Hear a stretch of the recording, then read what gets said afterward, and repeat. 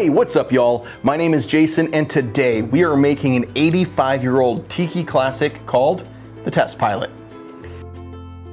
I am super excited about this video because it is the first in a series we're doing called Tiki Tuesdays. Every Tuesday, we're gonna mix up a classic or modern tiki cocktail, and this was in part inspired by a guy named Dan, who I ran into at the Jungle Bird the other day, which is our tiki bar here in Sacramento, and he said he wanted to see more classic tiki cocktails on this channel, and honestly, I couldn't agree more. This series is something that I've had kicking around in my brain for a while now, and Dan, thank you for that kick in the ass to finally get this off the ground. So every Tuesday, I'm gonna try and release a video that's just, some fantastic tiki cocktail that I enjoy that I think you guys would enjoy too. The Test Pilot that we're doing this week is a Don the Beachcomber cocktail from 1941. And it's very indicative of all those classic Don Beach cocktails. It's got a blend of rums, it's got Falernum, absinthe, and Angostura bitter. So it tastes a lot like an old school, like classic Don the Beachcomber cocktail. And it's really delicious and it's simple. Like unlike most of his cocktails, this doesn't have like 24 ingredients and you don't need to spend a couple $100 just to get the stuff to put this together. It's delicious. I think you're gonna like it. I think more people should drink the Test Pilot. But before we make it, please do me a massive favor and hit the like and subscribe buttons if you haven't already. That really helps other people find these videos and I really do appreciate it. You know what, if you wanna see me make something on Tiki Tuesday, comment down below because I am open to ideas. Let's get started. First up, we need lime juice. And fresh is always better. There's the knife.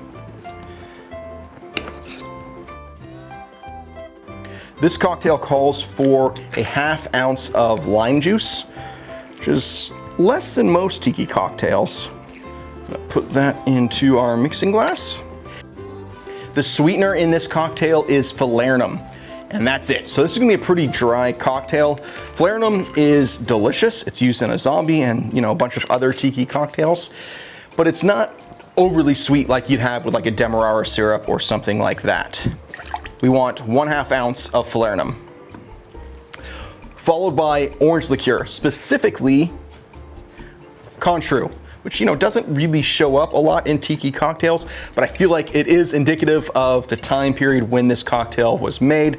But honestly, if you have triple sec or like a dry curacao, any of those are gonna work just fine. Once orange liqueur is buried in a cocktail, it's kind of hard to tell them apart unless you're using something crazy like a Creole shrub, which probably tastes pretty good in this cocktail. Has a distinct flavor, but any orange liqueur you have is gonna work just fine. We want ½ ounce.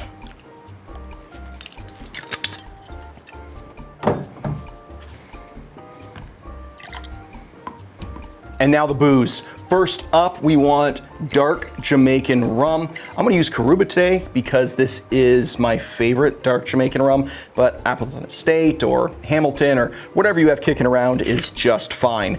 We want 1½ ounces Dark Jamaican Rum.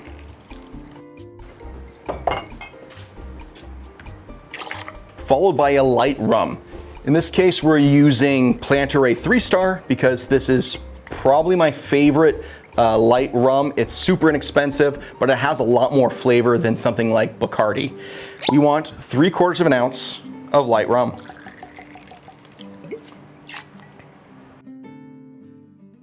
This wouldn't be a Don the Beachcomber cocktail if it didn't have some Angostura bitters and some absinthe. And that's it. That's everything that's going in this cocktail except the ice. So we're gonna add about 8 ounces of crushed or pebble ice. Give it a vigorous shake.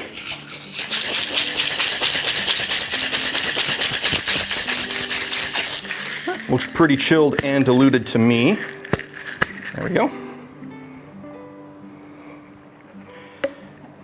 All right, for glassware, I'm going to use a Mai Tai glass, but this doesn't have a specific glass that I'm aware of, so whatever glassware makes you happy, use that. I'm gonna dump everything into our Mai Tai glass, top it off with more ice. Oh yeah. And get it all over your bar. Fortunately, I'm in the garage and it's very hot today, so that will all evaporate very quick. For garnish, we're going to do some speared maraschino cherries. If you want to use the expensive stuff, well, that's fine. I'm using really cheap maraschino cherries from Walmart because they look really cool and they feel very accurate to that time period. I think I'm gonna do 3. That might look kind of fun. Yeah, and I'm just using this little tiki spear I got at one of the tiki marketplaces. Go in there just like that. And you know what? This isn't what you normally do for a test pilot, but I think it'll benefit from a little, whoops, there goes the lid. I think it'll benefit from a little burnt cinnamon. So let's just put that in there.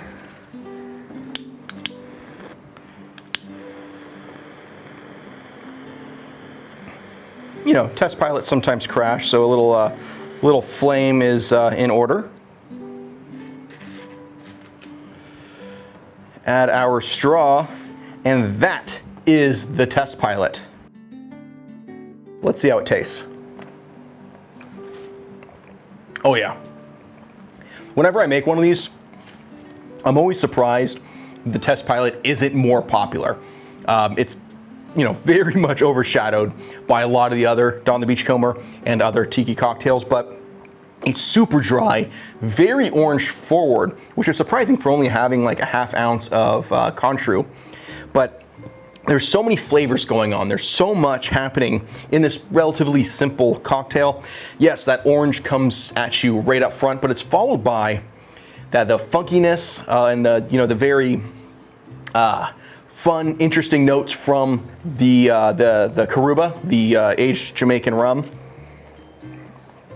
But it's so good. It's not overly funky. It's super well balanced, which is not normal for a lot of cocktails from that time period. It's spicy. It's interesting, and so damn refreshing. Yeah, every time I make these, I always ask myself, why don't I do this more? Have you made a test pilot? If you have, comment down below and let me know what you think. And while you're at it, let me know what you want me to make on Tiki Tuesday next, because I am open to all the ideas. Until next time, cheers.